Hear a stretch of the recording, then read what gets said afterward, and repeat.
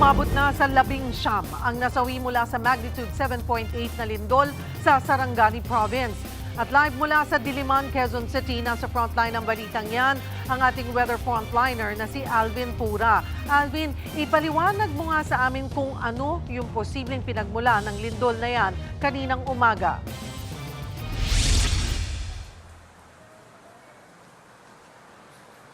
Yes, Cheryl, yung ating lindol po ay nangyari nga kanina 7:37 ng umaga na may magnitude 7.8. Ang epicenter po niyan ay sa Maasim, Sarangani. Naramdaman po ang intensity 7 sa General Santos City. Naramdaman din ang lindol sa ibang parte ng Mindanao, maging sa Visayas. Ang lindol po ay nasusukat sa magnitude pero magdidepende ang lakas o intensity nito sa depth o layo ng lugar mula sa epicenter. Ang intensity warnings po natin o nag-iiba po yung ating intensity warnings depende nga sa layo ng ating lindol doon sa mismong epicenter natin. Naramdaman po yan sa iba't ibang sulok ng Mindanao at maging sa ilang bahagi ng Visayas region. Galing po yan sa Cotabato Trench, yung ating lindol. At gano'n ba kalakas ang intensity na naranasan kanina sa General Santos City? Umabot nga yan sa intensity 7.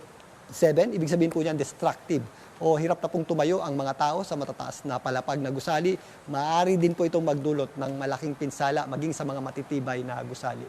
Para ipaliwanag po ang mga nangyaring lindol sa Mindanao, kasama natin si Dr. Sevilla, isang Seismological Observation and Earthquake Prediction Division Chief ng ating PHIVOLCS. Yes, Dr. Sevilla, ilan na po ba ang na-record nating aftershocks ngayong araw na ito, after nung major earthquake natin kaninang umaga? Sa ngayon, umaabot ng halos at least 300 aftershocks na ang nare-record natin simula kaninang umaga. Ang lakas nito ay in terms of magnitude ay ang pinakamalakas ay nasa magnitude 6.7. Ito ay naramdaman sa intensity 3 sa General Santos City.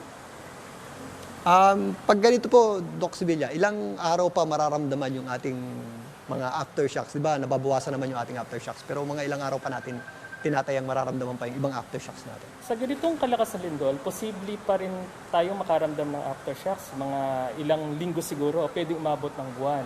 Ang ine-expect naman natin habang tumatagal, kumukonti ang bilang na mare-record natin, pero may mga pagkakataon na posibleng may mag-occur na aftershocks na may kalakasan na mararamdaman pa rin ng ating makababayan, lalong-lalo na nakatira malapit sa epicentral area. Thank you, Dr. Sevilla. Meron pong mga tanong si Ma'am Cheryl. Hi, Doc Sevilla. Magandang gabi po. Pag-usapan lamang po natin para mas maintindihan ng ating mga kapatid. Nalilito kasi kung ano ba yung pinagkaiba ng magnitude doon po sa intensity.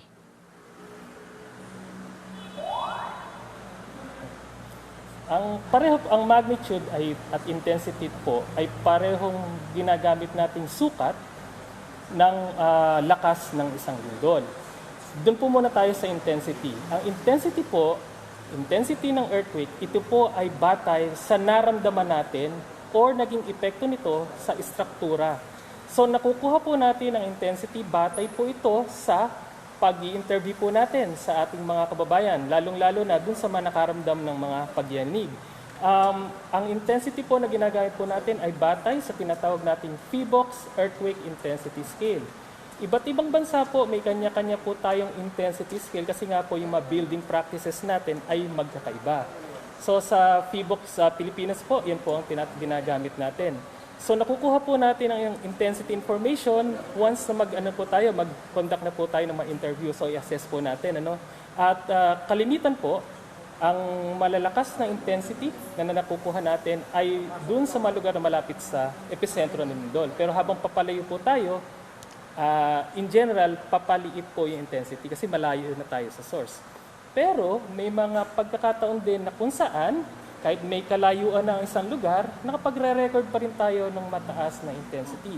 Bakit? Kasi po, posible, yung lugar na yon ay yung klase ng lupa nila ay malambot. Malambot in the sense na pwedeng mga mayaman, mga sediments, mga sands, ganyan, or kaya mga mud. So, na-amplify yung ground shaking dun sa malalambot na lugar. Yung magnitude naman po, ito ay nakukuha natin batay sa instrumento na ginagamit natin sa paglulocate ng lindol. Ito po yung tinatawag nating mga seismometers. So ito po, meron po tayong mga mathematical formula and then based po dun sa nare-record ng ating instrument, so gagamitin po natin yan. Yan po yung magnitude. So based po sa instrument na nire-record natin and some mathematical formula, yan po yung magnitude. Again, ay yung intensity po, batay naman po sa naramdaman nyo o naging epekto ng paggalaw dun sa mga istruktura natin. At ito ay binabatay natin sa PHIVOLCS Earthquake Intensity Scale. At Doc Sevilla, ito pong saan po nagmula itong lindol na ito? Ito po ay nagmula sa paggalaw po ng Cotabato Trench. Yan po yung nag-generate po ng lindol kaninang maga, yung magnitude 7.8 po natin. And I understand the last time po na naging ganito kalakas yung paggalaw ng Cotabato Trench ay like 50 years ago. Opo, actually, ang Cotabato Trench po, ito po isang aktibong structure. Marami na sa historical time po natin, may mga malalakas na pong earthquakes na na-generate ito. Isa po dito yung tinatawag yung 1976 Moro Gulf Earthquake, na kung saan, nag-occur po kasi ito alas 12 ng gabi, almost midnight halos. And then, nag-generate po ito ng tsunami. And then, karamihan po ng mga casualties ng time na yun ay dahil po sa tsunami. At sabi nyo nga po kanina ay nasa 300 na yung mga aftershocks. Asahan pa po ba mga ilang araw, ilang linggo pang patuloy na makakaramdam ng aftershocks ang mga kapatid po natin sa Mindanao? At gaano kalakas pa yung aasahan na aftershocks? Tama po kayo, no? Ang ine-expect po natin ngayon, makakaranas pa rin po tayo ng mga aftershocks sa mga darating pong araw, linggo, o kaya po buwan. Yung dami po, posibleng, in-expect din po natin na kukunti nito habang pong nagtatagal. Ngayon po yung lakas, hindi naman po tayo nag-expect na maging sinlakas siya ng main shock o ine-expect po natin na mapapahina na ito. Pero gusto ko lang pong i-point out na kahit po medyo may katagalan na, posible pa rin itong magka-experience tayo ng aftershocks na may kalakasan na posible pong maramdaman ng ating mga kababayan. Lalong-lalo na yung pong nakatira malapit po sa epicentro ng lindol. Ano po ang update natin doon sa tsunami warning? Ibinaba na po ba?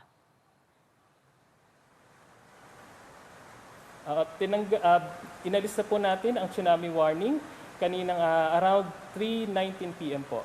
Kasi po base po ito sa na-record po ng ating pong mga sea level monitoring stations na naka-deploy po doon po sa malapit po sa epicentro ng lindol.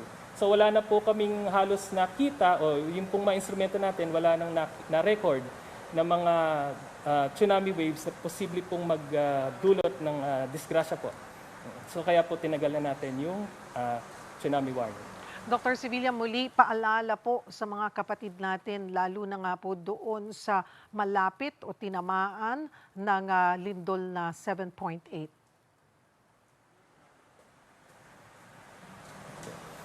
Tatlong bagay po ang pwede po siguro natin i-considera. Unang-una, maganda pong makita natin o masuri po natin yung structural soundness po ng ating pong mga buildings, kabahayan po. Tingnan po natin kung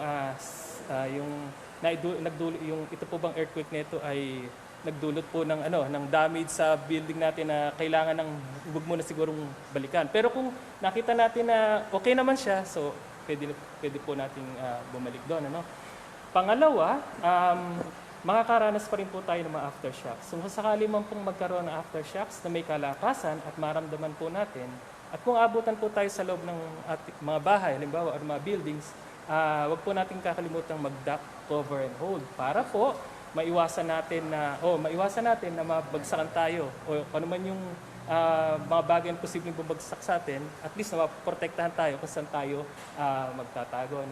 And then, pangatlo, hanggat maaari po, kumuha po tayo ng mga information sa mga authorized agencies tulad po ng PHIVOLCS, ang Office of Civil Defense, ang ating pong mga local government units para po yung tamang impormasyon na makuha natin at maiwasan natin ang panic na posibleng maging dulot ng mga makakalat na mga fake news. Marami pong salamat, Weather Frontliner Alvin Pura and Dr. Winchell Ian Sevilla, Division Chief ng PHIVOLCS. Mga kapatid, Cheryl Cosim po. Maging maalam at may pakialam sa mga napapanahong issue at headlines. Mag-follow at mag-subscribe na sa social media pages ng News 5.